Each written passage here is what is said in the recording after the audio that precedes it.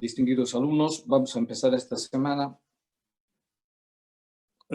Vamos a tocar un tema que es un poco, tal vez, un poquito aburrido, ¿no? Porque es más teórico que otra cosa, pero está dentro del programa y tenemos que cumplir, ¿no? Se llama este tema lo que es la visita preanestésica, ¿no? A un principio de las conferencias siempre les decía de que toda vez que nosotros vayamos a dar una anestesia de cualquier tipo, ya sea anestesia general o anestesia raquídea o anestesia regional, siempre debemos realizar nuestra visita preanestésica, ¿no? Esa visita preanestésica nos va a servir para muchos propósitos, ¿no? Sobre todo para recoger información. Está todo bien, ¿no? ¿Me están escuchando? ¿Están viendo? Sí, doctor. Ya. Entonces vamos a ver ese tema sobre lo que es la visita preanestésica.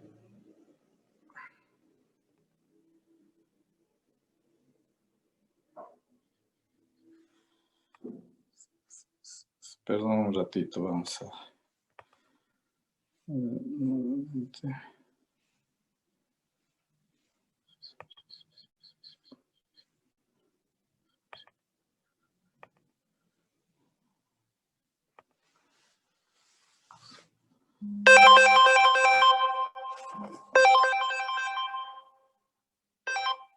Te llamo de un ratito, estoy con clases.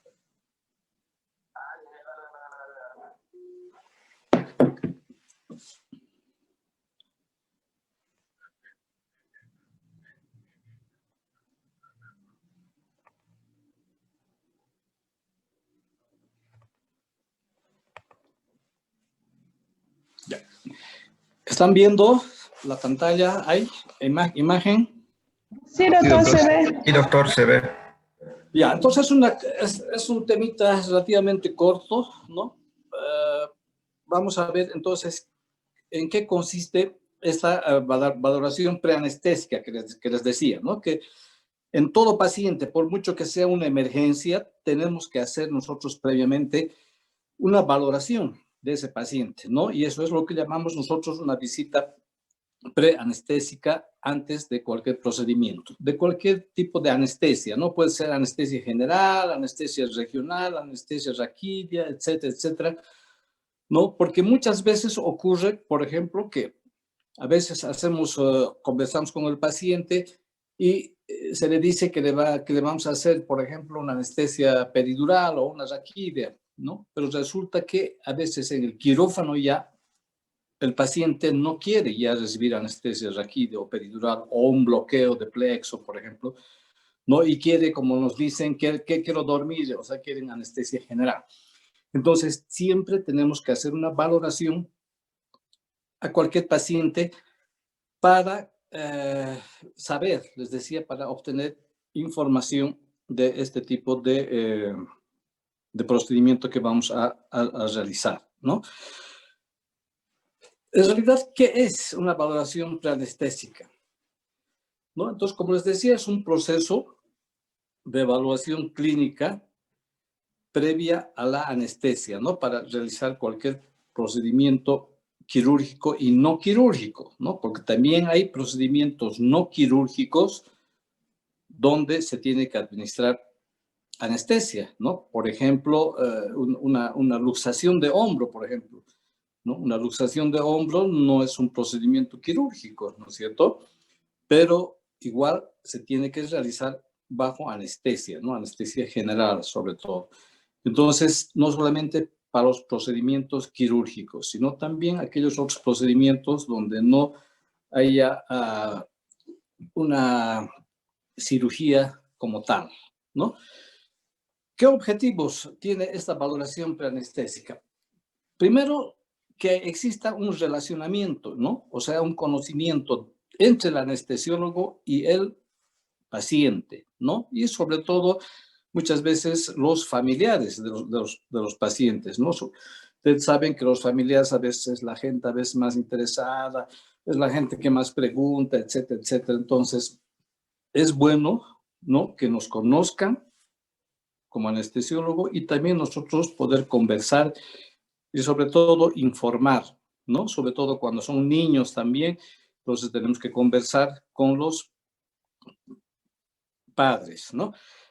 Esta valoración preanestésica en realidad es todo un examen, ¿no? Es un examen clínico que nosotros hacemos, ¿no? Desde una anamnesis, desde la filiación del paciente, toda la parte de antecedentes anestésicos, antecedentes patológicos. O sea, hacemos toda una historia clínica de esa persona, ¿no? Naturalmente hacemos nuestra exploración física, que es muy importante, ¿no? Habíamos hablado ya en anteriores charlas de la valoración que hacemos nosotros, ¿no? Del Mallampati, del grado de dificultad o no dificultad para intubar a ese paciente, ¿no? Si vamos a hacer una anestesia raquídea, por ejemplo, tengo que hacer una revisión física de la columna vertebral, porque puede haber muchas anomalías, ¿no? Puede haber lordosis exageradas, puede haber cifosis o incluso escoliosis, ¿no? Entonces, se tiene que hacer un examen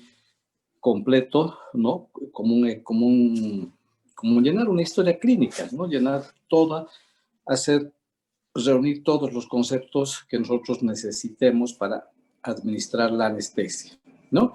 Y naturalmente, al hacer todos estos exámenes, esta valoración clínica, vamos a detectar pues riesgos, ¿no es cierto? Ya vamos a saber la gravedad en la cual se encuentra ese paciente, ¿no? O si la técnica que vamos a emplear va a ser sin problemas, ¿no? O si vamos a tener problemas para enterarnos y poder conversar y comunicar al paciente y a los familiares, ¿no? Una vez que hacemos nosotros toda esta valoración física y clínica, tenemos que obtener el consentimiento informado, ¿no? El consentimiento informado es un documento que nos sirve sobre todo para problemas legales, ¿no? Es un documento donde el paciente va a estar enterado de todo el procedimiento que nosotros vamos a realizar, ¿no? Y sobre todo los riesgos que puede tener esa cirugía o esa anestesia que nosotros vamos a hacer.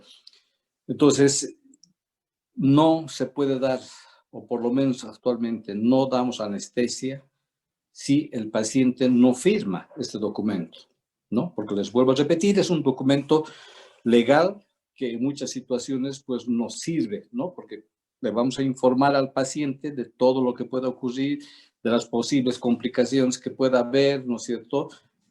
Entonces el paciente o los familiares están, a través de ese documento, están siendo informados, ¿no? Para que no vayan después a decir que no nos avisaron, que no nos dijeron del riesgo, muchas cosas, ¿no? Ustedes saben que en la práctica médica es bien complicada esta parte. Entonces, previamente a dar nuestro visto bueno para la administración de la anestesia, la persona, si está consciente, el paciente tiene que firmar este consentimiento, ¿no? Si está inconsciente, tendrá que firmar algún pariente muy cercano o, en los casos de los niños, los apoderados o los padres, ¿no? Esta valoración preanestésica naturalmente también va a disminuir la morbilidad y la mortalidad, ¿no es cierto? Porque vamos a tomar, les vuelvo a repetir, información y vamos a tomar también nosotros nuestras medidas precautorias, ¿no? Una vez que nosotros hacemos toda esta valoración, entonces siempre nosotros elaboramos un plan anestésico, ¿no? Entonces, todos los anestesiólogos siempre elaboramos un plan, o sea, ¿qué voy a hacer? ¿Qué drogas voy a usar, por ejemplo, en ese tipo de persona, de acuerdo a su patología, ¿no? Porque puedo usar muchos tipos de fármacos, de anestésicos, ¿no? Cada anestésico tiene sus indicaciones y algunas también contraindicaciones. Entonces nosotros elaboramos siempre un plan. ¿Qué tipo de anestesia voy a hacer? cómo voy a utilizar estos medicamentos, qué tipo de relajante voy a usar, qué tipo de analgésico, etcétera, etcétera, ¿no? Y desde luego siempre tenemos un plan B, ¿no? Porque puede ser que tengamos algún problema, alguna dificultad, entonces tenemos que tener otro plan siempre de emergencia para poder solucionar en esos momentos, ¿no? Está todo bien, ¿no? ¿Me están escuchando? Sí, doctor, todo bien. Ya. Entonces, esta valoración preanestésica, generalmente nosotros la realizamos la noche anterior o el día anterior a la cirugía, ¿no? Pero también se puede hacer incluso unos momentos antes de entrar a una cirugía, sobre todo en esos pacientes de emergencia, ¿no? Porque muchas veces llegan pacientes de emergencia y hasta que le vayan haciendo sus exámenes de laboratorio, etcétera, entonces nos da tiempo para ir a hacer esta visita preanestésica y sobre todo, les vuelvo a repetir, hacer firmar el consentimiento, ¿no? Para que nosotros con más confianza podamos administrar anestesia a ese paciente, ¿no? Esta valoración, en muchos casos, como en el Santa Bárbara, por ejemplo, nosotros tenemos nuestro consultorio anestesiológico, ¿no? Entonces muchos se preguntan o nos decían, pero ¿y para qué están abriendo un consultorio? ¿No es cierto? Si ustedes son anestesiólogos. Entonces, en este consultorio hacemos estas revisiones, estas visitas preanestésicas, sobre todo en pacientes que van a ser sometidos a una cirugía programada, ¿no? Entonces, muchas veces los cirujanos les dicen de aquí a 2 días o 3 días o una semana, etcétera, les vamos a operar. Entonces, el paciente tiene que venir a nuestro consultorio odontológico munido de todos los exámenes de laboratorio, etcétera, de gabinete, etcétera, para que nosotros hagamos una revisión de todos esos exámenes, ¿no? Revisemos al paciente. Y también estos consultorios que tenemos nosotros en el Hospital Santa Bárbara, no solamente es para eso, ¿no? Sino que también nosotros hacemos tratamientos del dolor, ¿no? Entonces, hay muchísimos pacientes que tienen problemas de dolor, sobre todo dolores crónicos, ¿no? Entonces acuden a nuestro servicio y nosotros hacemos una consulta, hacemos todo un examen completo para tratar este tipo de dolencias, ¿no? El dolor. Por eso es que nuestra sociedad se llama Sociedad de Anestesiología y del Dolor, ¿no? Porque también estamos vinculados con este problema del dolor, ¿no? Entonces vamos a elaborar, les decía, como una especie de historia clínica detallada. Vamos a hacer nuestro examen físico, ¿no? Y en este examen físico, les vuelvo a repetir, siempre tenemos que hacer una valoración de la vía aérea, ¿no? Porque pueden cambiar lo que se ha programado, ¿no? Ya les contaba hace un momento que a veces no quieren recibir anestesia regional, etcétera, y hay que ser general. Entonces, si yo no he tomado la precaución de hacerle una valoración de la vía aérea, puedo tener problemas, ¿no es cierto? Por ahí es un Mallampati 3, un Mallampati 4 y yo no tengo nada preparado. Entonces, siempre hacer esa evaluación, sobre todo de la vía aérea, ¿no? Naturalmente vamos a revisar todos los exámenes de laboratorio que tengan. Y también en esta visita preanestésica hacemos nuestra clasificación de la ASA, ¿no? Me dijeron que ya habían llevado en la parte teórica la clasificación de la ASA, ¿no? Que es de la Asociación Americana de Anestesiología. Esta clasificación nosotros utilizamos para encasillar, si me permiten el término, a cada paciente en una de estas clasificaciones de la ASA, ¿no? Tiene sus diferentes valores cada casilla y esa casilla nos va a indicar el grado de complejidad que tiene esa persona para recibir la anestesia o el grado, mejor dicho, de estado de salud de ese paciente, ¿no? Esta clasificación, ya ustedes la deben conocer, ¿no es cierto? Tiene diferentes grupos, hasta el 1, 2, el 3, el 4, incluso hasta el 5, son pacientes ya moribundos prácticamente. Y los del grupo 6, por ejemplo, ya son donantes de órganos que son pacientes que están ya con una muerte cerebral, ¿no? Y que simplemente están siendo mantenidos artificialmente a través del uso de fármacos o de drogas, ¿no? También agregamos el sufijo E cuando es una emergencia, o sea, puede ser un grupo A o 1 con E, ¿no? Entonces, un paciente de emergencia, ¿no? Generalmente el paciente es del grupo 1 son pacientes que solamente tienen una sola patología, ¿no? Por ejemplo, un paciente joven que tenga un problema de una apendicitis, ¿no? O una colecistitis, etcétera, pero que normalmente ese paciente es sano, que no es portador de ninguna enfermedad de base, ¿no? Que no toma ninguna otra medicación y que simplemente se ha presentado al servicio de emergencia con, les vuelvo a repetir, por ejemplo, con una apendicitis, ¿no? A este grupo generalmente pertenecen, por ejemplo, las personas que se van a someter a cirugías plásticas, a cirugías estéticas, ¿no? Ustedes saben que todas esas personas generalmente son personas jóvenes, ¿no? Y que quieren hacerse alguna modificación en su cuerpo, pero que no tienen ninguna otra enfermedad, ¿no? Son completamente sanos, aparentemente. Entonces, en ese grupo se encasilla, digamos, a este tipo de pacientes, ¿no? Y así, en el grupo 2, por ejemplo, ya es una persona que, por ejemplo, viene con una apendicitis, pero resulta que tiene alguna enfermedad de base, puede ser, por ejemplo, una, qué sé yo, una hipertensión, una diabetes, pero está controlado. Es un paciente disciplinado que sigue su medicación y que de alguna manera ese paciente está controlado, ¿no? Y así sucesivamente, ¿no? En el grado 3, por ejemplo, vamos a clasificar a pacientes que tienen igual la enfermedad por la cual han acudido al servicio y que tienen alguna otra enfermedad sistémica, ¿no? Que muchas veces no están controlados, o sea, son pacientes que se olvidan tomar sus medicamentos, por ejemplo, un hipertenso que ha dejado de tomar 2 o 3 días su medicamento, o toma esporádicamente, ¿no? Etcétera. Entonces, toda esta clasificación nos sirve para encasillar a un determinado paciente en un determinado grupo, ¿no? Y eso naturalmente nos va a ir aumentando también el riesgo, ¿no es cierto? Un paciente de tipo 3, por ejemplo, tipo 4, ya es un paciente de riesgo, ¿no? De muchos riesgos, que puede haber complicaciones o problemas en la administración de la anestesia, ¿no? Entonces, eso también nos va a permitir informar a los familiares o al paciente de la gravedad de su problema, ¿no?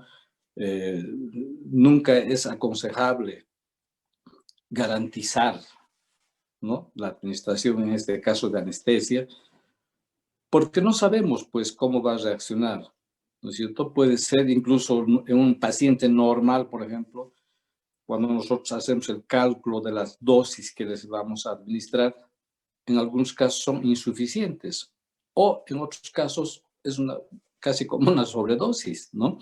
Entonces no sabemos cómo va a reaccionar ese paciente, por lo tanto no se debe garantizar, ¿no? Es como cuando uno sube a un avión, ¿no? Cuando uno sube a un avión, ¿quién nos garantiza que vamos a llegar a nuestro destino? ¿No es cierto? No se sabe. Entonces igual ocurre con los procedimientos anestésicos e incluso con más gravedad, pues, ¿no? Les vuelvo a repetir, cada organismo reacciona a veces de distinta manera, ¿no? Entonces nunca se debe garantizar, ¿no? Es correr un riesgo, decir a la familia que todo va a salir bien, que todo va a ser un éxito, que esto, que lo otro, ¿no? Entonces esas cosas no debemos hacer porque no sabemos, pues, cómo va a reaccionar esa persona, ¿no? Bueno, ¿qué otras cosas, aparte del consentimiento informado, les decía que hay que siempre obtener esto, ¿no? Porque muchas veces los pacientes no quieren firmar, ¿no? Porque en ese consentimiento se les está informando de la gravedad, de algunos problemas que puedan tener, y algunos pacientes o familiares se rehúsan a querer firmar. Entonces, lamentablemente, no puedo yo darle anestesia si no está firmado ese documento, ¿no es cierto? O explicarles a los familiares qué otras cosas más quieren saber, qué otras cosas más les interesa saber, ¿no? Pero ese consentimiento tiene que estar firmado, autorizado, ¿no? Porque ustedes saben que los problemas legales son terribles, ¿no? Lo primero que dicen los abogados cuando hay estos problemas es que muéstrame el consentimiento informado, ¿no? Entonces, si no hemos hecho firmar ese consentimiento informado, estamos pues liquidados, ¿no? Entonces, es muy importante eso. Igual, los cirujanos también hacen firmar un consentimiento informado, ¿no? También, igual que nosotros, explican todo el procedimiento, todas las complicaciones que pueda haber, etcétera, etcétera, y también ellos hacen firmar un documento que es el consentimiento informado, ¿no?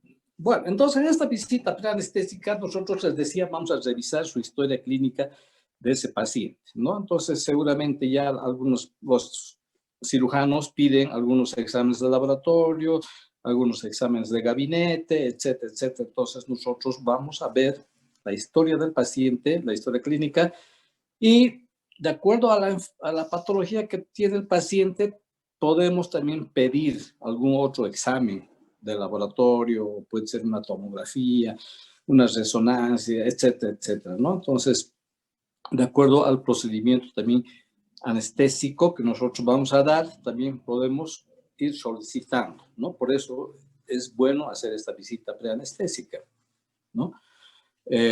Una de las cosas que habitualmente tiene que tener un paciente es desde luego, un electrocardiograma, ¿no?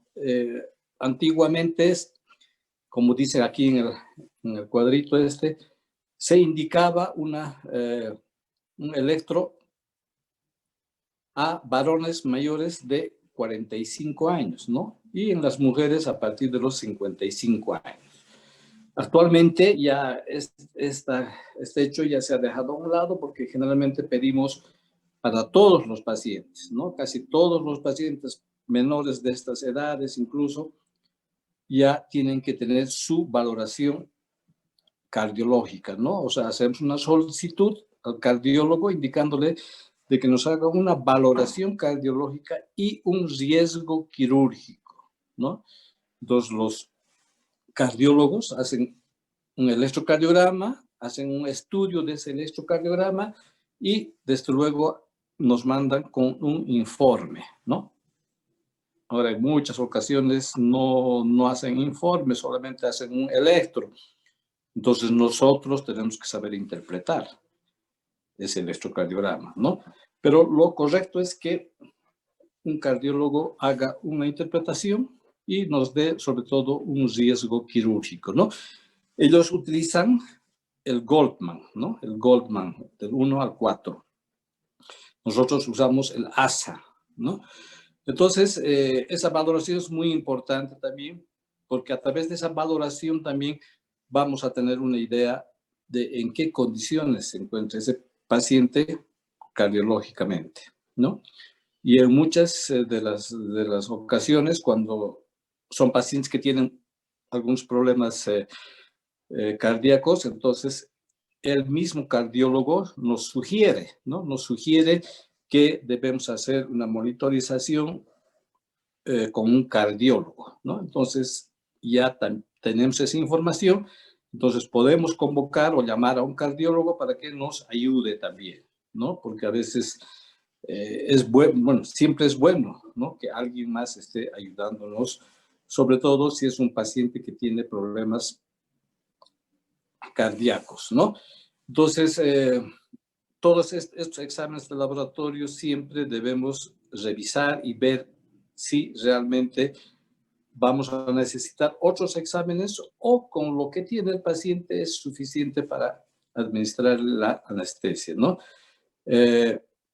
Hay muchos problemas que presentan también muchas personas, ¿no? Por ejemplo, son pacientes a veces hipertensos, son pacientes obesos, tienen problemas de diabetes, por ejemplo, que están mal controlados, etcétera, como les decía, ¿no?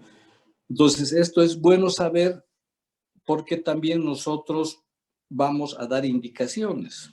Por ejemplo, un paciente que es hipertenso, por ejemplo, y que diariamente toma una medicación para su presión alta, no tiene que suspender su medicación, o sea, tiene que seguir tomando la mañana antes de su cirugía, ¿no? Para bajarle la presión. Hay otros casos donde tenemos que suspender, ¿no? Por ejemplo, un paciente diabético, normalmente nosotros suspendemos su medicación, es el día de la cirugía, ¿no? ¿Por qué? Porque ese paciente ya está pues con muchas horas de ayuno, ¿no es cierto? Está en ayunas ese paciente incluso de la noche anterior, incluso de más tiempo.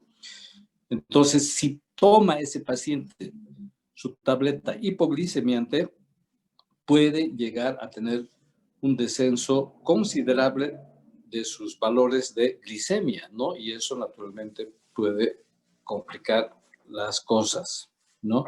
Entonces, toda esta visita anestésica tiene ese fin también, ¿no? De suspender, por ejemplo, un paciente que va a ser programado, por ejemplo, y que toma aspirina, por ejemplo, lo tiene que suspender. El problema es la administración de aspirina, ¿no? Ustedes saben que la aspirina es un antiplaquetario que si esa persona está tomando y sigue tomando, puede ocurrir problemas de hemorragias a veces bien masivas en el intraoperatorio, ¿no? Entonces, el problema es para el anestesiólogo, porque el cirujano va a operar y va a hacer lo que tiene que hacer, pero si hay mucho sangrado, ya ese paciente se va descompensando, ¿no es cierto? Y el problema es para nosotros, para los anestesiólogos, porque nuestra función de nosotros es mantener al paciente estable, lo más estable posible, ¿no? Mantener con sus signos vitales a ese paciente y hacer de que pueda despertar ese paciente después del acto quirúrgico, ¿no? Entonces, muchas veces les decía que son pacientes que están tomando esta medicación, entonces tenemos que pedir que suspenda, ¿no? Ahora, naturalmente, hay emergencias, ¿no es cierto? Entonces, si es una emergencia donde tenemos que entrar a operar, no lo voy a suspender la cirugía, ¿no es cierto? No voy a decir de aquí a una semana vamos a operar. Entonces, naturalmente, también tenemos otro tipo de fármacos, ¿no? Que podemos usar en un caso de que exista algún grado así de hemorragia, ¿no? Hay sustancias coagulantes, hay anticoagulantes también, ¿no? Entonces, tenemos que tener un conocimiento de toda la farmacología en ese aspecto. Igualmente, pacientes, por ejemplo, que son fumadores, ¿no? Lo ideal, naturalmente, es que ese paciente dejara de fumar por lo menos una semana antes de la cirugía, ¿no? Entonces, hay muchas cirugías que se pueden posponer, ¿no? Esas cirugías programadas, entonces, tiene que dejar de fumar ese paciente por lo menos una semana para que no ocurran problemas, ¿no? El problema con estos pacientes que son fumadores crónicos es que durante la cirugía no va a haber problema, porque como le vamos a ventilar nosotros mecánicamente a ese paciente, entonces va a estar nomás bien oxigenado. El problema es ya cuando termina la cirugía y cuando tenemos que desintubar, o sea, retirar el tubo para que respire por sí mismo. Entonces ahí vienen ya los problemas, ¿no? Empiezan a saturar, a desaturar, empieza a bajar su saturación y a veces hay que mandarlos a terapia, ¿no? Terapia intensiva, intubados para que estén algún tiempo ahí recibiendo respiración mecánica. Entonces las cosas se complican, ¿no es cierto? Y así hay muchos problemas que en esta visita preanestésica nos va a dar mucha información, ¿no? Igual un paciente obeso, por ejemplo, no es lo mismo que un paciente normal, de peso normal, ¿no? Desde el momento incluso para intubar incluso a estos pacientes, que son pacientes, la mayoría de estos obesitos son pacientes que tienen el cuello corto, ¿no? Que tienen un cuello corto y eso también es un factor que puede agravar la administración de una anestesia, ¿no? Entonces, les decía de que siempre hacemos nosotros una evaluación completa del paciente, ¿no? Otro tipo de pruebas también que nosotros, sí, Doctor, mis compañeros quieren ingresar y dicen que su internet estaba mal, no sé si les podría hacer. ay, a ver, ahorita vamos a ver.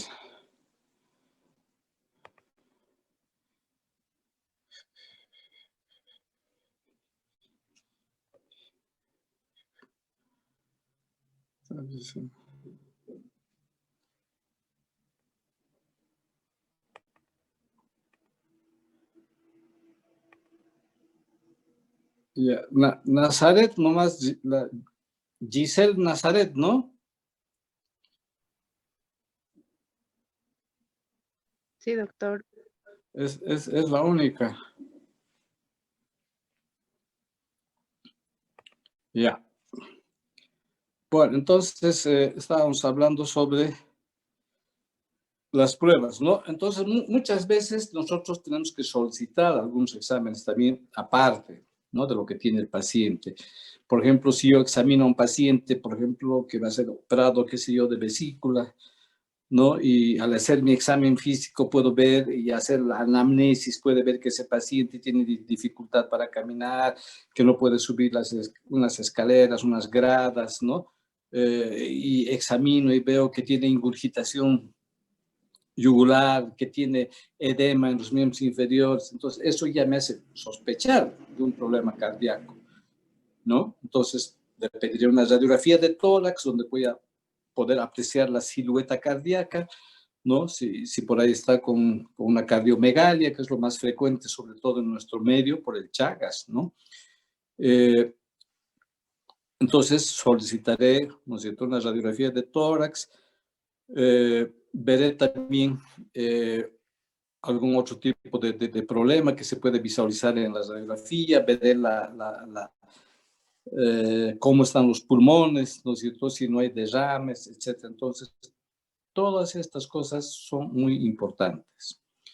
Otra cosa que nosotros siempre nos fijamos es, desde luego, en un hemograma, ¿no? Ningún paciente debe ser intervenido si no tiene mínimamente un hemograma, ¿no? El hemograma nos va a dar una visión del medio interno del paciente, ¿no es cierto? Si está anémico, no está anémico, tiene bajas las plaquetas, etcétera, etcétera. Entonces, ¿cuánto está su hemoglobina, su hematócrito?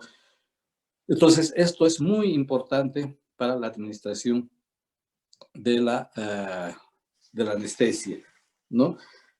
Uno de los datos que nos interesa a nosotros saber es sobre todo la hemoglobina, los valores de hemoglobina, ¿no? Para una cirugía programada, nosotros podemos aceptar hasta 10 gramos de hemoglobina por decilitro, ¿no? Entonces, si está por debajo de 10, lamentablemente ese paciente en ese momento no puede ser intervenido quirúrgicamente. Entonces, habrá que solicitarle que le hagan transfusión sanguínea, ¿no?, lo más rápidamente posible, o incluso en el intraoperatorio, ¿no? Pero tenemos que administrarle sangre, ¿no? Eso es uno de los datos más importantes que a nosotros nos interesa en un hemograma. Desde luego también que tenemos que examinar, ver si ese paciente está tomando otro tipo de medicaciones, ¿no es cierto?, sobre todo anticoagulantes, ¿no? Hay pacientes, por ejemplo, que tienen algún problema cardíaco, por ejemplo, una fibrilación auricular, que es lo más frecuente, ¿no? Entonces, esos pacientes están anticoagulados, ¿no? Pueden tomar aspirina o a veces toman warfarina, ¿no? O incluso heparina. Entonces, tenemos que hacer esa evaluación siempre en este tipo de pacientes. Igualmente, revisar los leucocitos, ¿no? Si están elevados es porque está con un proceso infeccioso y muchas de estas personas ya están en shock séptico, ¿no? Y eso es, desde luego, más complicado. Entonces, tenemos que hacer una evaluación completa de este tipo de pacientes. Otro dato importante que nosotros recabamos es la glicemia o la glucemia, ¿no? Cada vez hay más pacientes que están con problemas de diabetes, ¿no? Entonces, la diabetes también es un factor de alto riesgo, ¿no? Estos pacientes son más fáciles o más propensos, perdón, de hacer un infarto miocárdico, por ejemplo, ¿no? Entonces, nosotros previamente tenemos que saber sus datos de glicemia, ¿no? Lo máximo que se puede aceptar para entrar a una cirugía en un paciente diabético, por ejemplo, son de 200 miligramos por decilitro, ¿no? Si está por encima, ya tenemos que tomar medidas, ¿no? Si no es una emergencia, entonces se puede incluso hablar con los endocrinólogos, ¿no? Para que le prepare al paciente hasta el día de su cirugía, ¿no? Pero en una emergencia, ¿qué vamos a hacer? ¿No es cierto? No podemos esperar, ¿no? Un día, 2 días, no. Entonces ahí ya nosotros tenemos que tratar ese problema, no de una forma así de emergencia, no podemos administrarle insulina, que es lo que habitualmente hacemos, una determinada cantidad de insulina y haciendo desde luego un control con un glucómetro, ¿no? En todos los, me imagino, ¿no? En Santa Bárbara tenemos siempre nosotros nuestro glucómetro que nos va a medir en forma rápida e inmediata la cantidad de glicemia con la que está ese paciente. Entonces, hacemos ese cálculo y podemos administrarle la heparina, ¿no?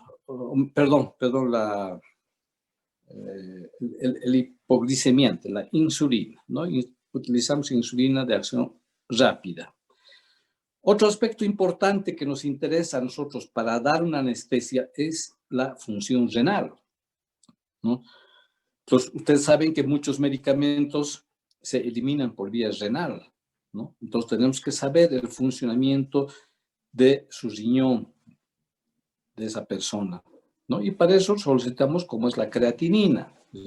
La creatinina nos va a dar una información de en qué condiciones se encuentra ese riñón, ¿no? Si tiene la capacidad de filtrar, de eliminar todos los fármacos que vamos a administrar, ¿no? Sobre todo, por ejemplo, los relajantes musculares, ¿no? Cuando nosotros utilizamos relajantes musculares como, por ejemplo, el atracurio, el rocuronio, el mibacuronio, etcétera, esos fármacos necesariamente se eliminan por vía renal. Entonces, si es un paciente que está con sus valores elevados, significa de que no va a haber o va a tener algún grado de dificultad para eliminar esos fármacos. En este caso, de este ejemplo, ¿no? Un relajante. Entonces, ¿qué pasa? Que terminada la cirugía, suspendemos todos los anestésicos, etcétera, etcétera, y resulta que el paciente no puede respirar, ¿no? Que el paciente está con algún grado de insuficiencia respiratoria, no está pudiendo respirar. ¿Y eso es por qué? Porque no está pudiendo eliminar ese relajante. Entonces está parcialmente relajado ese paciente, ¿no? Entonces las cosas se complican, hay que mantenerlo intubado hasta que vaya eliminando. Entonces es un factor que puede complicarnos, ¿no? Otro aspecto importante es también, a veces los cirujanos no tienen el cuidado necesario muchas veces, ¿no? Lo referente a la función tiroidea, ¿no? Lo correcto es que una persona esté con sus valores normales de hormonas tiroideas, ¿no? Naturalmente no vamos a pedir en todos los pacientes, no sé, función tiroidea, no. Pero si hay sospechas, ¿no? De que ese paciente tenga, por ejemplo, taquicardias, tenga hipertensiones así esporádicas, ¿no? Es un paciente que tiene tremor o temblor en las manos, por ejemplo, que tiene sudoraciones muy frecuentes, etcétera. Todo eso nos hace sospechar de un problema tiroideo, ¿no?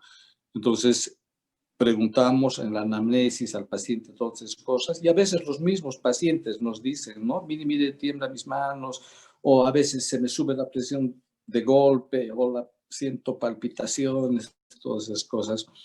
Entonces ya nos hacen sospechar. Entonces podemos pedir una prueba de función tiroidea, ¿no? Porque muchas veces han ocurrido graves problemas como la tiroides, ¿no?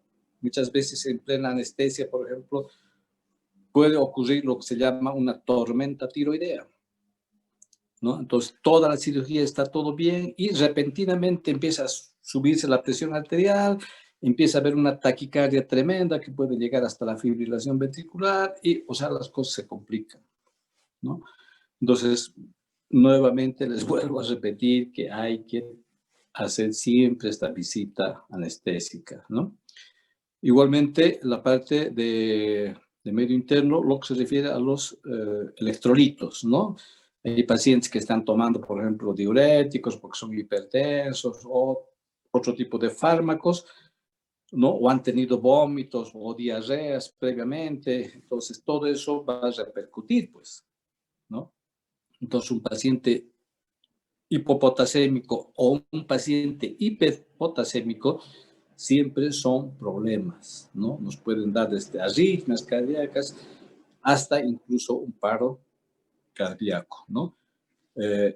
Todas esas cosas tenemos que ir nosotros haciendo una valoración de este tipo de pacientes. Y igual también otros aspectos como el coagulograma, ¿no es cierto? Ver el tiempo de protrombina y otro tipo de estudios para, les vuelvo a repetir, tomar medidas, ¿no? Por ahí, si está alterado, por ejemplo, sus valores de coagulación, entonces yo tengo que tener previsto por lo menos una transfusión de un paquete sanguíneo, entonces pediré antes de la cirugía, ¿no es cierto?, 1 o 2 paquetes de sangre, ¿no? Porque si yo sé que va a sangrar ese paciente, ¿no? Sobre todo en cirugías complicadas. Entonces, es muy importante hacer todas estas evaluaciones, ¿no? Antes de administrar una anestesia, ¿no? A veces, lamentablemente, no le damos, a veces, mucha importancia a esta visita preanestésica, pero como ustedes habrán visto, es de crucial importancia, ¿no es cierto? Porque yo me voy a enterar, voy a saber cómo está esa persona, lo voy a ver, voy a examinar y sobre todo voy a poder conversar con los familiares y explicarles, ¿no? Hay muchos pacientes, por ejemplo, que están en un grado de ASA 4, por ejemplo, por ahí, que ya están moribundos y que con o sin cirugía, por ejemplo, se van a morir esos pacientes, ¿no? Entonces, eso tenemos que comunicar a los familiares, ¿no? Decirles que muy posiblemente que cuando estemos empezando la anestesia, el paciente puede fallecer o en el transcurso de la cirugía, ¿no? Entonces, los familiares se enteran de esa situación y en muchos casos no quieren ya que se sometan a una cirugía porque ya están en un estado bien lamentable, ¿no es cierto? Entonces, muchas veces nos dicen, sí, ya no lo operen, listo, ahí se acabó, ¿no? Pero hay otros que exigen, ¿no? Se les explica, se les dice que puede morir, que puede fallecer, que esto, que lo otro, y exigen y dicen, ya no importa, aunque se muera, pero intentaremos operarlo. Entonces, es importante dar toda esta información, ¿no? Si tienen alguna pregunta, algo...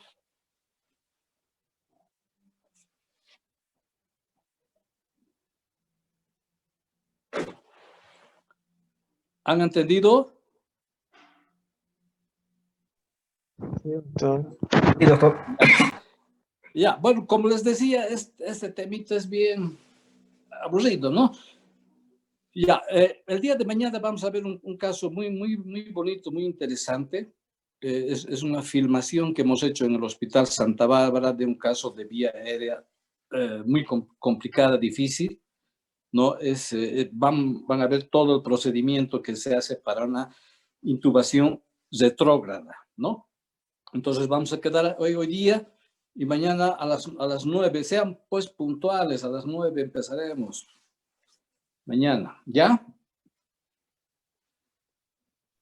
Está bien, doctor. Ya, doctor. Ya, entonces mañana nos vemos a las 9. Hasta luego, doctor. Ya, que les vaya bien. Gracias. Hasta luego, doctor. Chao, chao, que les vaya bien. Ay, Dios mío.